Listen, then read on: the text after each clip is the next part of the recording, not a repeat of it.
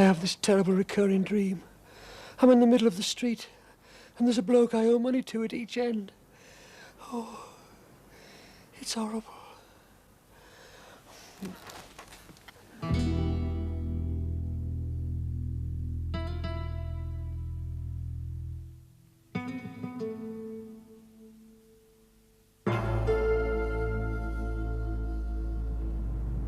Why watch High Noon on video when we can make our own amusements?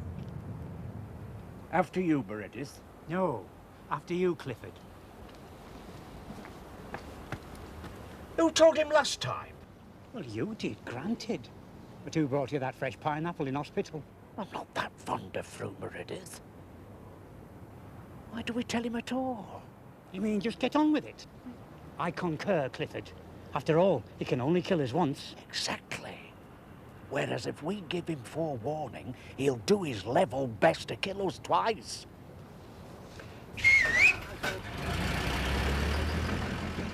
I reckon this'll teach him a lesson we'll never forget. My ears are burning. Either somebody's talking about me or my fag's still lit.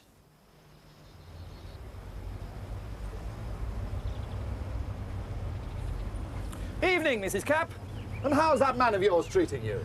Life's a second honeymoon, Vicar. You mean he's got you paying for his drinks again? How can I begrudge my little lovebird? Coming home last night, his head was nestling on my shoulder. We know, and Chalky was carrying his legs. See here, Mrs. Capp, it may be none of my business, but I'm concerned about your household's liquidity. Do you mean Andy's boozing? I mean your cash flow problem.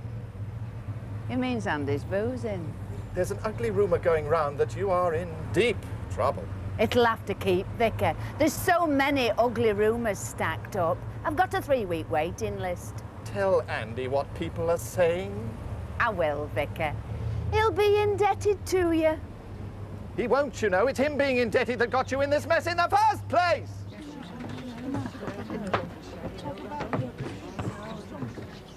Why, that kitchen table could tell a story, Clifford. I know, Meredith. It'd be a travel book. It's been in and out of that van more times than we've had fish suppers off ours. Anything else, lads? Just the sofa. But we thought of bricking up the door and leaving it. Come on. There's method in me madness. After one more kamikaze mission, I'm allowed to put in for a desk job. Gently does it. To you, from him. Easy as she goes. And whatever that sofa does, lads, don't have a go.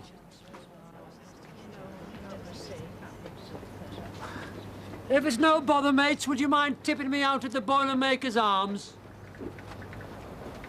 You've got to hand it to him, Clifford. Cash he may be short of, but he has got style. I only hope they don't think to pick up the stuff he's left with me. The last time they did that, everyone thought I'd just had a clearance sale. Is that you, daughter? Yes, it is, but I can't stop. I have to wake him up for his tea. Are you all right, Mum? I am, but you're not. The debt collectors have been round. So that's what the vicar was on about. Oh, my reputation, my reputation. They've taken your furniture. Oh, my furniture, my furniture. Including the sofa with your Andy asleep on it. Oh, my sofa, my sofa.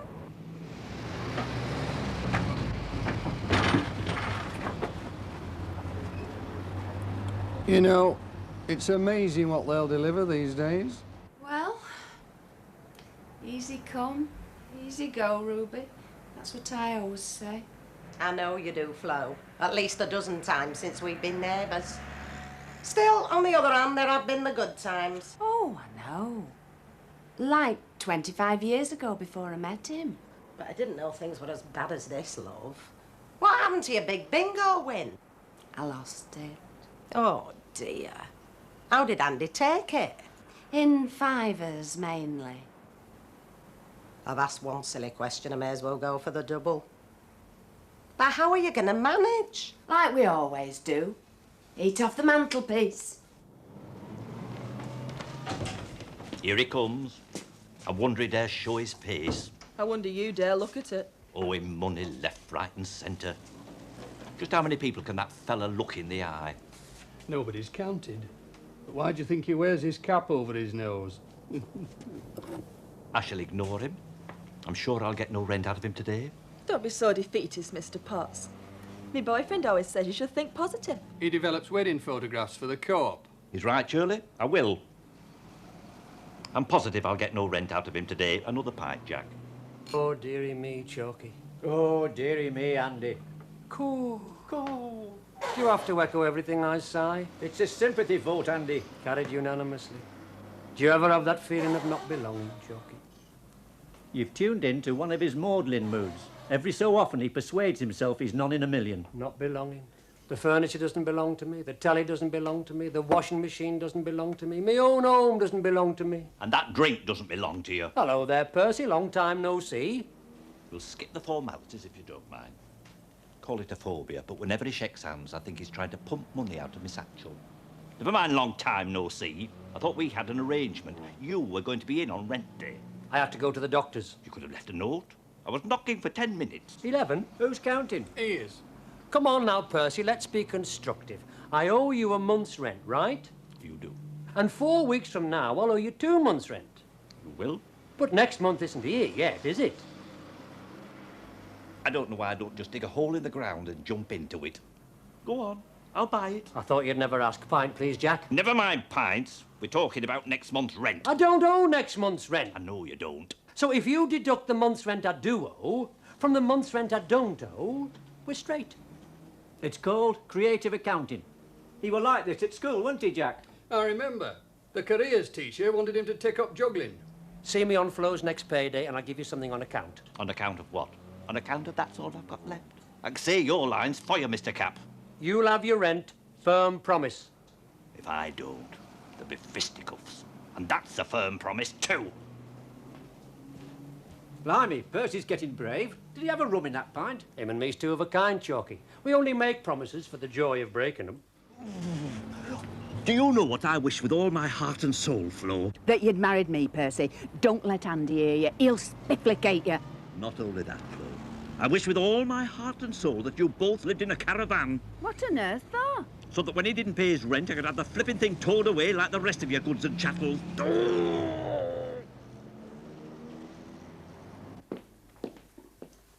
Now then, darling. Can I get you anything? Like arrested? Don't get me wrong, Shirley. I'm a happily married man. Correction. He's happy.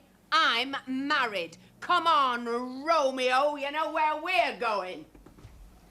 Do you know what, Mr. White? They can say what they like about the Capps, but having a regular appointment with the Marriage Guidance Bureau, that's security. You know the old saying, Mr. and Mrs. Capp, annual income £20, annual expenditure £19.19 and 6. Result sixpence, so what? You have to balance your budget. Can't have a bad back. What's that got to do with it? To balance our budget, mate, we'd have to tilt the flipping house. Come, Mr. Capp, it's perfectly simple. You must live within your means. Do you hear that? Yes, I must live within your means. You mustn't spend more than you earn. You taking this in? I mustn't spend more than you earn.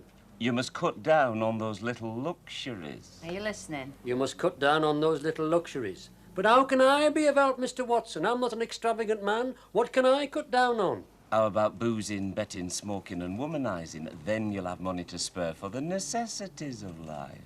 He walks right into them, doesn't he? Go on, pet. But boozing, betting, smoking and womanising are the necessities of life. Boom, flipping boom. If you stop boozing, we could keep our heads above water. If I had to stop boozing, I'd keep my head underwater. Thanks, then.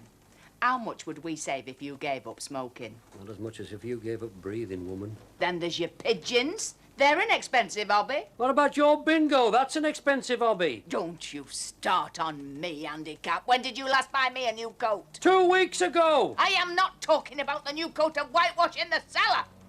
I'd bang their heads together, but there's no procedure for it laid down in the guidelines. Now, Mr. and Mrs. Capp, I'm sure there's a solution. There is, but I could get 25 years to life for it. All it needs is a little give and take. It's giving and taking that's got us where we are today, Mr. Watson. I give and he takes. Pity the music halls have been killed off. She could have done the job for him. Now, I believe in my couples reaching their own solutions. Mrs. Capp, consider. what is the nature of your problem? I've lost all my furniture. And how did that situation arise, Mr. Capp? They came and took it away in a big van. But why, Mr. Capp? Why? I've asked myself the same question, Mr. Watson. Was it an unhappy childhood? Or perhaps they were jealous of other people's success? Who can say? You got into debt, Mr. Capp. You got into debt. Now, what must we do when we get into debt? Don't tell me. I won't, because you know the answer as well as I do. You're right, Mr. Watson. Borrow from me mother-in-law. Same time next week, Mr. Watson. No, we're closed for staff training. Thanks ever so much, Mum. And remember, you're welcome to come round for supper any time. That's right, missus. You'll always find 2 chairs at our table. Did you have to say that? You know she's slimming. That's a lot. Sign here, please. Is everything in its right place, Mrs. Capp? Andy? Come in, pet.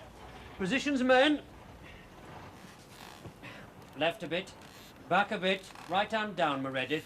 Forward a bit. That's it! He's got to be able to see the telly and me fetching him his beer without swivelling his head. Thanks very much, Clifford and Meredith. Did I give you lads a tip, by the way? Yes, thanks. The second favourite in the 2:30 at Doncaster. Come on, Meredith. Till the next time then, Mrs. Capp. Oh, by the way, if we did it at our own expense and made good any damage, would you mind if we built a goods ramp where your front steps are? Think about it. Now then, pet. If my figures are right and you do as Mr. Watson says and drink within your means, we should just about manage. Manage what? To stay afloat until we hit the next flipping iceberg. Now, I'm serious about your drinking, Andy Capp. So am I. Nobody more so. We're having a real economy drive, so I don't want you coming home drunk tonight like you did last night. I was not drunk. Well, who was making all that racket then? The fellas who carried me. They dropped me. There you are, you see. You were paralytic. Flo, there is one infallible test of whether a man is sober. Can he take off his own trousers standing up? Which I did. Yes, in the street. Now look, pet, I don't want to spoil your enjoyment. Just drink less, smoke less, gamble less, go out less, and we'll be able to keep straight. Not to mention be able to walk straight. All right, Flo, I'll give it a go. Now, are you sure you can do it, Andy? Of course I am, woman. I'm a man of iron. Pig iron. If I say I'll booze less I will. What about that day I stopped altogether? With my help. That's true. She wouldn't give me any money. Well, in that case, pet, we'll be able to pay a little bit more off the rent arrears, get most of the hire purchase up to date, and just have enough left for the rental on the telly. Do you know what, pet? At last we can see the light at the end of the tunnel. Now, what the thump's happened now? They've just bricked up the tunnel for not paying its bill.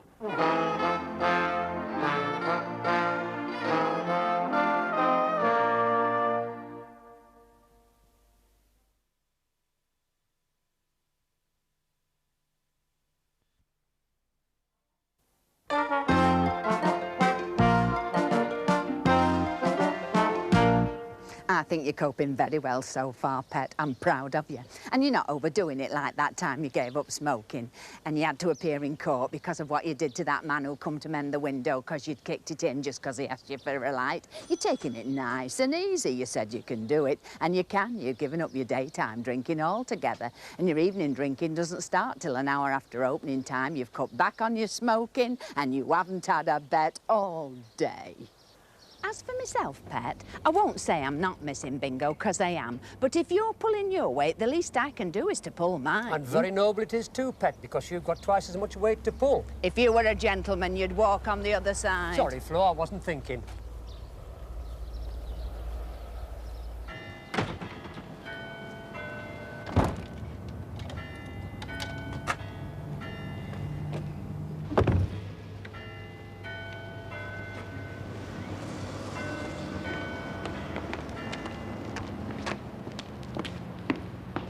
Very strange.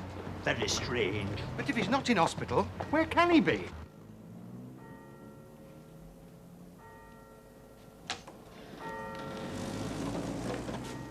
Crikey! Don't say it's Mother's Day already, and I completely forgot to send Flo's mum a cauliflower. Mother's Day, my Aunt Fanny, we thought you were in hospital. Why, that clever dick who beat me at snooker hardly touched me. Well, you see, Grandad, when he didn't materialise at lunchtime, we all naturally assumed you must have fallen down a manhole on your way home last night. I did. I often do. Doesn't keep me out the pub next morning. Something did. Willpower. I'm economising. By the way, Tosh, what won the big race at Kempton Park today? The favourite. Marvellous. That's another £2 I've saved. Get him in, Chalky. At this rate, he'll soon have enough to buy a bungalow. So you've decided to follow Mr. Watson's advice at last and cut your coat according to your cloth, have you? Cut his cap, more like. What, if it's not a rude question, will you be doing with the money you save? Paying off your arrears, Percy. Every penny. Brandy, somebody quick!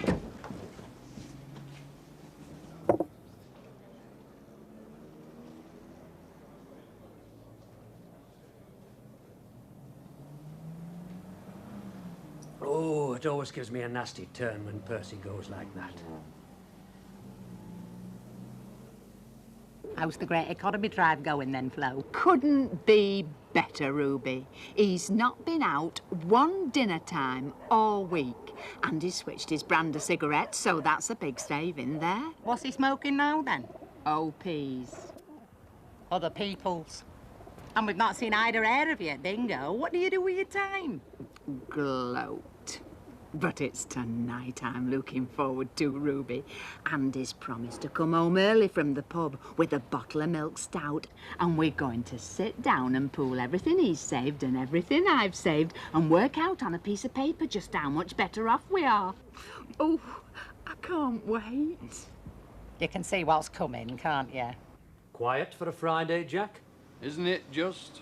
You could even hear a cash register ping, if anybody bought a drink. Is Jack having a go at Andy? Well, how can I stay in business with blokes like you making one drink last all evening? You should attract more trade, mate. I can't scrounge drinks off people if there's nobody here to scrounge off, can I? That's the trouble these days. Ineffective management. Where is everybody, anyway? I'm surprised nobody's told you, Mr. Capp. There's a new landlord at the Cross-Eyed Whippet. It's drinks on the house all night. You're bad for life, Percy. Hmm?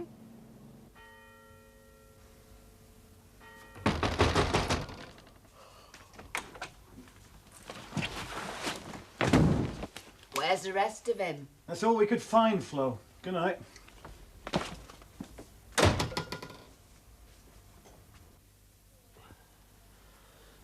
Go on, then. Ask me where all the money I've saved's gone. Oh, Andy, you've never spent it. Not a penny. Where is it, then? In me wallet. Where's your wallet? In me trousers. Where's your trousers? In the canal. Come on through, pet. Have a confession to make. That's my last will and testament. There's my burial policy. And these are instructions on how to put the kettle on and make your own tea. What's all this about? The truth is, pet, when you didn't come home from the pub this evening, I was so sure you'd fallen by the wayside that I went out to bingo and lost every penny. What did I tell you? So, we're back to square -1, pet. And it's the end of the month. What are we going to do about all the bills coming in? I'll think of something. Settlement of this overdue account would oblige. How is it that a bloke who never touches the stuff owes more for his milk than the whole street put together? Morning, Postie. Allow me the pleasure. Final demand. Final demand. Final demand. Any more bright ideas? Looks like the Cap's red letter day. I think I've cracked it, Flo. Go on. Let's have it, genius. And if he wants to pawn my wedding ring again, I'll crack him. There's nothing else for it, pet. You'll have to get a job. I've already got a job. I mean another job. Do you mean instead of or as well as? I don't know why she bothers to ask. Lots of people have 2 jobs, Flo. It's called moonlighting. And what will you be doing while I'm moonlighting? Stargazing? Who's going to do me housework? There's already too much for one pair of hands in this house. Well, what do you want me to do about it? Become a bigamist? It's lucky for him the doctors put me on these pills. They're ever so good. They make you tread only one day at a time. Now, let's have a look. Here we are. Situation's vacant. Model. That's out. Audio typist. That's out. Girl Friday. That's out. Manicurist. That's out. Hello! We want to see Mr. Capp. Who is it? Blokes who want to see Mr. Capp. Come in! And receptionists definitely out. Will you stop snivelling, woman? I'm trying to do me pools. I can't bear to think of it, Andy. After all the effort we put in, all my lovely furniture being carted off again in that van. If you don't wrap up, I'll have you carted away with it. You wouldn't do that. Wouldn't I? Not you. It'd make me walk. Andy, will you take your head out of that football coupon for 1 minute? Don't you realise they're coming for the furniture at 4 o'clock sharp? Can't be helped. But you've demanded your tea for 5 o'clock sharp. And see that I get it. But what will you eat it off? And don't say plates. Just leave it to Andy, pet. That's them now. Not to fret. 5 o'clock tea I have called for, and 5 o'clock tea I shall have. Put the kettle on.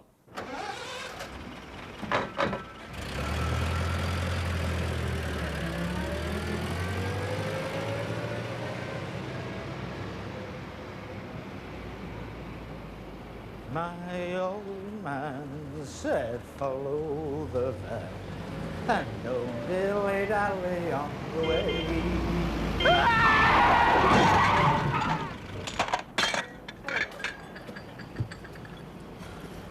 I won't pour it into your saucer, pet. Just hold it till we go over that humpback bridge. Will you be going out tonight, pet? I'm meeting Chalky for one. That's if you can lend me a fiver. But I lent you a fiver only this morning. There you go, woman. Always living in the past.